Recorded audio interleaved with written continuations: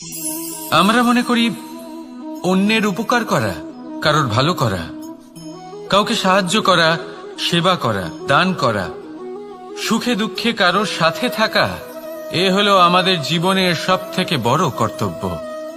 এটাই আসল কর্তব্য। কিন্তু এটা কি সত্যি? না। কর্তব্যের জন্য অনেক সময় মানুষকে অনেক অনেক যন্ত্রণা ভোগ করতে হয়। এমন কিছু কর্তব্য থাকে যা পালনের জন্য মানুষকে এমন কিছু পথ দিয়ে যেতে হয় যেখানে কাঁটা আছে, দুঃখ আছে, যন্ত্রণা আছে, বিপদ আছে। সেটা পার করে তবে ও নিজের কর্তব্যকে পূর্ণ করতে পারে। অন্যের উপকার, ভালো কাজ করা, কাউকে সাহায্য করা, দান করা, সেবা করা, সুখে দুঃখে সঙ্গ দেওয়া, এটা কর্তব্য নয়, এটা হলো আনন্দ। কারণ এতে আপনারই জীবন আরো সুখময় হবে, আপনি আরো সুখ পাবেন, আপনার স্বাস্থ্য আরো ভালো হবে, আপনি জীবনে আরো ভালো ভালো মানুষ পাবেন। আর সব থেকে বেশি যদি এ কিছু বাড়িয়ে তোলে তাহলে তা হলো প্রেম।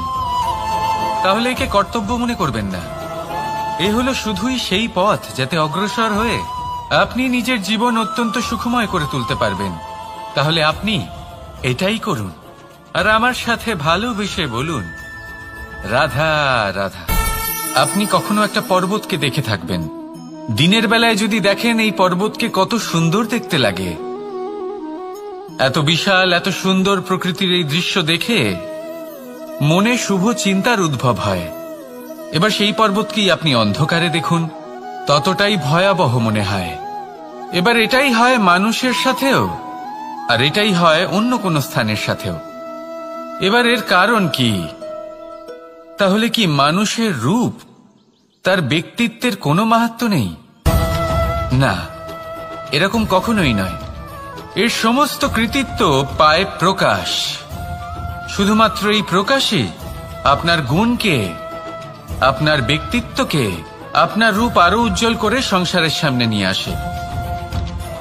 তাহলে আপনিও অন্ধকার থেকে প্রকাশের পথে অগ্রসর হন, সেই মানুষগুলোর দিকে অগ্রসর হন, সেই দিশায় অগ্রসর হন যা আপনার ভেতরের গুণগুলিকে, আপনার ব্যক্তিত্বকে সংসারের সামনে আনতে পারে। যদি আপনি তা করতে পারেন তাহলে আপনি জীবনভর সুখী থাকবেন। আসুন আর আমার সাথে ভালোবেসে বলুন, রাধা রাধা। আপনি কখনো সূর্যের আলোকে নিজের হাতের মুঠোর মধ্যে রাখার চেষ্টা করেছেন? আপনি নিশ্চয়ই জানেন যে সেটা সম্ভব নয়। আপনি জলকে কখনো বেঁধে রাখার চেষ্টা করুন, সেটাও সম্ভব নয়। কিন্তু যখন এই সূর্যের প্রকাশ, এই উত্তাপ পৃথিবীতে আসে, তখন ধরিত্রী কি করে? সে সমস্ত বনস্পতির মধ্যে তা ভাগ করে দেয়, তাদের বিকাশের সহায়ক হয়ে ওঠে। আর এই ধরিত্রীকে পুজো করা হয়, একে ধরিত্রী মাতা বলা হয়। সেই রকমই চন্দ্রমা রাত্রে যখন উজ্জ্বল হয়, নিজের আলো বিকশিত করে, তখন পথচারী পথিককে তার পথ দেখায়। সেই জন্য চন্দ্রমাকে দেবতা বলা হয়।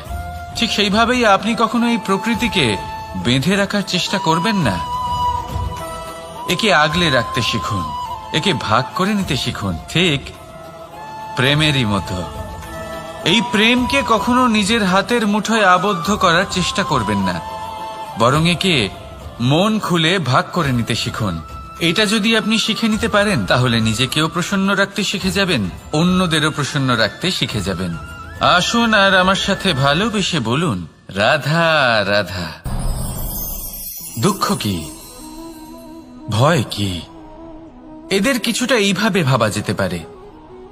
জীবনে যখনই আপনি কিছু একটা লাভ করবেন, তখন সেটা হারানোর ভয় তার সাথেই চলে আসে। যেমন আপনি যদি ধন অর্জন করেন, ধন হারানোর ভয় তার সাথেই চলে আসে। সম্পত্তি অর্জন করলে সেটা লুট হবার ভয় তার সাথেই চলে আসে। আর এটা জীবনের সাথেও হয়।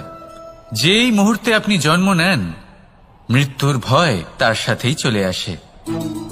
জন্ম না নিলে মৃত্যু কিভাবে হবে? মৃত্যুর ভয় কোথা থেকে আসবে? এবার এই ভয় কি সেটা আপনাকে বুঝিয়ে বলি। এই ভয় যদি মনের মধ্যে থাকে, জীবনে থাকে, তাহলে যা কিছু লাভ করবেন, সুখ, সম্পত্তি, সুবিধা, ধন, এইগুলি লাভ করার একটা আনন্দ থাকে, এদের সাথে জীবনযাপন করার একটা আনন্দ থাকে। এই ভয় সেই আনন্দ আপনার থেকে কেড়ে নেয়। ধরে নিন কাল আপনার মৃত্যু হতে চলেছে। এবার কালকের মৃত্যুর ভয় আজই মনে পুষে রাখলে তাহলে এই ভয় আজকের সুখ, আজকের শান্তি আপনার থেকে কেড়ে নেবে। ভয় এটাই করে। সেই জন্য মনে রাখবেন, ভয়ের সঙ্গ আপনি ত্যাগ করে দিলে জীবন যাপনের যে সুখ তা চিরকাল আপনার সাথে থাকবে। আসুন আর আমার সাথে ভালোবেসে বলুন, রাধা রাধা। আপনি কখনো কোনো পর্বতে চড়েছেন? কথায় আছে, যখন আমরা পর্বতারোহণ করি, ওপরে ওঠার সময় দুর্ঘটনার সম্ভাবনা কিছুটা কমে যায়। সেখানেই যখন পর্বত থেকে নিচে নামি, তখন দুর্ঘটনার সম্ভাবনা অত্যন্ত বৃদ্ধি পায়। অর্থাৎ নামার সময় আমাদের আরো ভারসাম্য বজায় রাখতে হয়, আরো সাবধানে থাকতে হয়, অর্থাৎ বিবেককে জাগিয়ে রাখতে হয়। এবার জীবনেও সাফল্যের পর্বত আরোহণের সাথে এটাই হয়। যখন আমরা সাফল্যের পর্বত আরোহণ করতে থাকি, তখন এমনি আমাদের লক্ষ্য আমাদের গন্তব্যের দিকে থাকে। আমরা নিরন্তর পরিশ্রম করি, চেষ্টা করতে থাকি, আমাদের মধ্যে সেই উৎসাহ থাকে, সেই সাহস থাকে। কিন্তু একটা কথা সত্যি, সমস্ত আরোহণের পরে অবরোহণ থাকে। আর এই অবরোহণই থাকে যেখানে বেশিরভাগ মানুষ নিজের ভারসাম্য বজায় রাখতে পারেন না, আর সেখানেই ভেঙে পড়েন। তাই জীবনে যদি সাফল্যের শিখরে পৌঁছতে চান, তাহলে আপনাকে নিরন্তর প্রয়াস করতে হবে, সংঘর্ষ করতে হবে, পরিশ্রম করতে হবে, আর নিজের লক্ষ্যের দিকে একাগ্রতা কেন্দ্রীভূত করতে হবে। তাহলে আপনি নিজের লক্ষ্য অবশ্যই পাবেন। কিন্তু যখন অবরোহণের সময় আসবে, যা নিশ্চিত রূপে আসবেই, তখন আপনাকে সংঘর্ষ করতেই হবে, ধৈর্য ধরতেই হবে, সাবধানে থাকতেই হবে, ভারসাম্য বজায় রাখতেই হবে। এটা হলো অত্যন্ত আবশ্যক, কারণ পরবর্তী সাফল্যের শিখরে আপনাকে পৌঁছতেই হবে, আর তার জন্য আপনাকে সুরক্ষিতভাবে অবরোহণ করতেই হবে। ঠিক কিনা? আসুন আর আমার সাথে ভালোবেসে বলুন, রাধা রাধা। প্রসন্নতা এমন এক অনুভূতি যা আমরা সকলে পেতে চাই। এবার এটা ভেবে দেখুন যে আমরা আমাদের প্রসন্নতার জন্য অন্য কাউকে দায়ী কেন করি। আজও এরকম কিছু করেছে, ওর জন্য আমি দুঃখী হয়ে আছি। আজও এমন কিছু করলো যার ফলে আমার মন প্রসন্ন হয়ে উঠল। না, আপনাকে স্পষ্ট করে একটা কথা বলে দিই, আপনার প্রসন্নতা না শুধু আপনার নির্বাচন, না শুধু আপনার হাতে রয়েছে, বরং আপনি নিজের প্রসন্নতাকে নিজেই আকৃষ্ট করেন।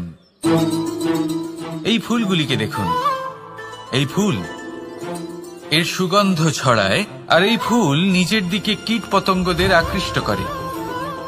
এবার দেখুন, কীট পতঙ্গ কাদের আকৃষ্ট করে?